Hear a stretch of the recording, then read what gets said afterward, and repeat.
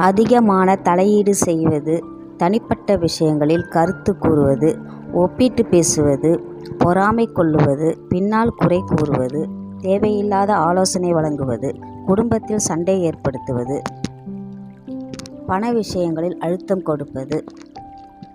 இரகசியங்களை வெளியிடுவது, சாதனைகளை மதிக்காமல் இருப்பது, தோல்வியை கேலி செய்வது, சுயநலமாக நடப்பது, உதவி கேட்டால் தவிர்ப்பது, மற்றவர்களை தூண்டிவிடுவது, மன அழுத்தம் ஏற்படுத்துவது, எப்போதும் குறை கண்டுபிடிப்பது, பெற்றோரிடம் தவறாக சொல்லுவது, தேவையில்லாத போட்டி மனப்பான்மை, நம்பிக்கையை உடைப்பது,